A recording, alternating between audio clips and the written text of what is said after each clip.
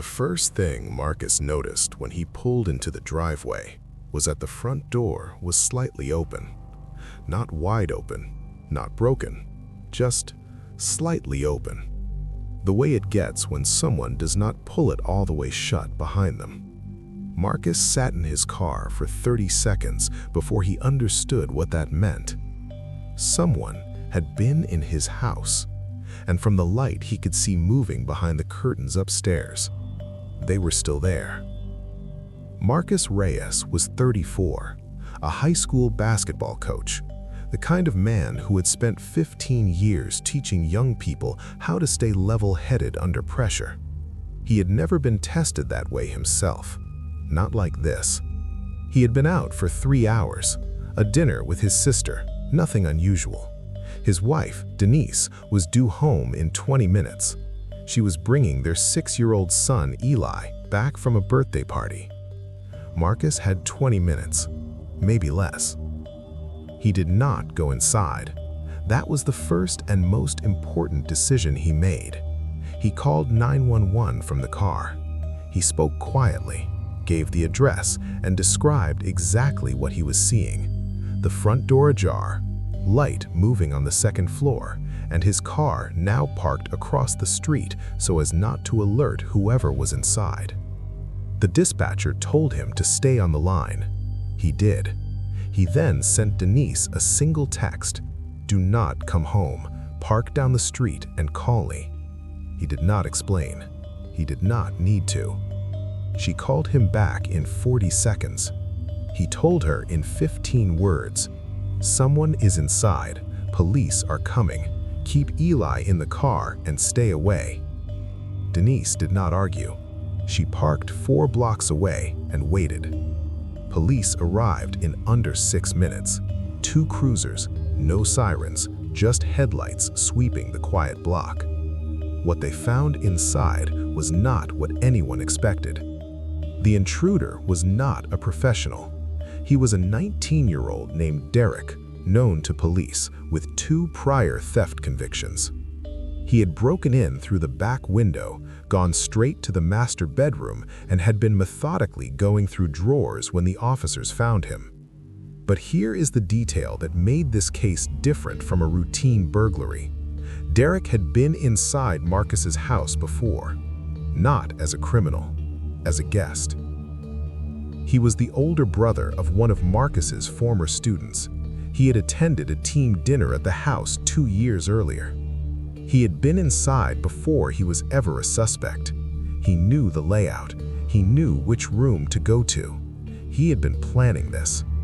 When detectives reviewed the home's smart doorbell history, they found that Derek had walked past the house 7 times in the 3 weeks leading up to the break-in. He was watching. He was waiting. He waited for a night Marcus's car was gone. He did not know Denise was coming back.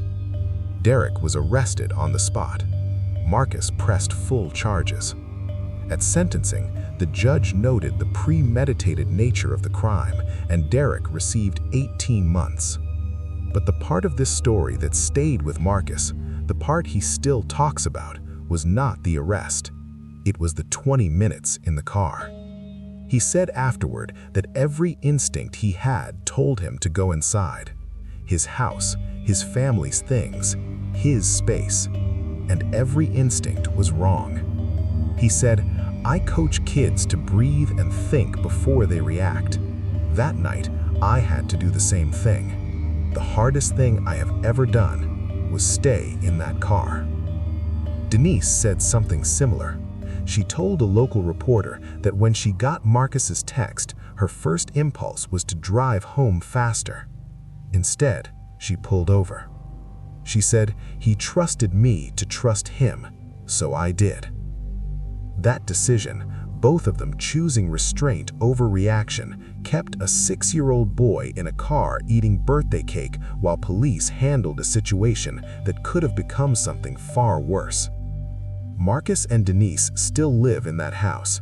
They changed the locks, added cameras, and updated their emergency plan. They also had a long conversation with Eli about what to do if something ever feels wrong. because that is what these stories always come back to. Preparation, communication, and the courage to not act on instinct when instinct is the wrong move.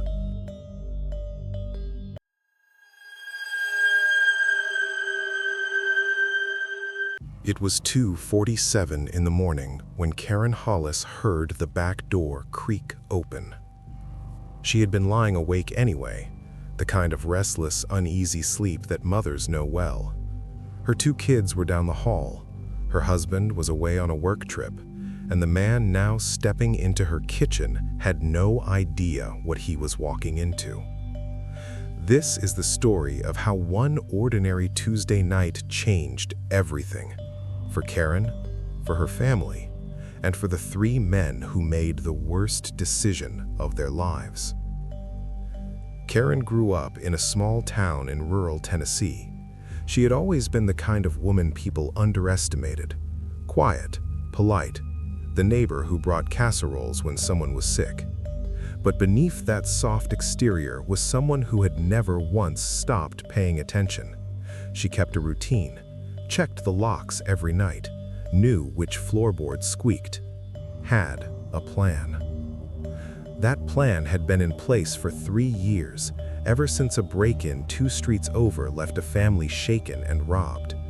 Karen had told her husband then, "If it ever happens here, I know exactly what I am going to do." On the night of March 4th, her plan was about to be tested. She heard the creak, then a second sound. Footsteps, more than one set, at least 2 people moving through her kitchen, slow and deliberate. They were trying to be quiet. They were not quiet enough. Karen did not panic. She slid out of bed, moved to the closet, and reached for the phone she kept charging on the shelf. Not the nightstand, never the nightstand, because that is the first place someone looks. She dialed 911 without making a sound. The dispatcher answered in 4 seconds. Karen pressed the phone to her chest and whispered her address and 2 words. "They are inside." Then she moved to the hallway to stand between the intruders and her children's rooms. The first man reached the bottom of the staircase. He was holding a flashlight. When he swept the beam upward, Karen was standing there at the top of the stairs, completely still, watching him. He froze. She spoke first. She said, calmly and clearly, "The police are already on the way. I have already spoken to them. You have about 4 minutes." The man turned and shouted something to whoever was behind him in the kitchen. There was a loud crash, something knocked off the counter, and then the sound of running. But the third man had gone upstairs through the back. He came around the corner and found himself face to face with a mother who was not moving an inch. What happened next was captured by a neighbor's security camera across the street, and the footage later went viral. He ran. All 3 of them ran, out the back door, across the yard, through the neighbor's fence. They left behind a bag with tools, 2 pairs of gloves, and a set of car keys that police used to identify them within 48 hours. All 3 men were arrested. At trial, it came out that they had been targeting homes with single parents. They had been watching the neighborhood for weeks. Karen's house had not been random. It had been chosen. What they had not counted on was Karen. The lead investigator on the case said it in simple terms. Her composure, her preparation, and her decision to call before she did anything else made every step of the investigation easier.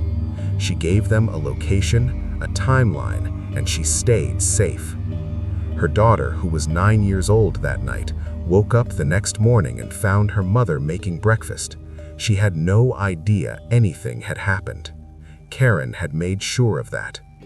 When asked later how she had stayed so calm, Karen gave an answer that stuck with everyone who heard it. She said, "Fear is useful. Panic is not. I used the fear to focus." 3 men went to prison, a family stayed whole, and 1 woman proved that preparation is not paranoia, it is power. If tonight's story reminded you that safety is a habit, not a hope, share it with someone who needs to hear it. And if you have your own story, drop it in the comments below. We read every single one.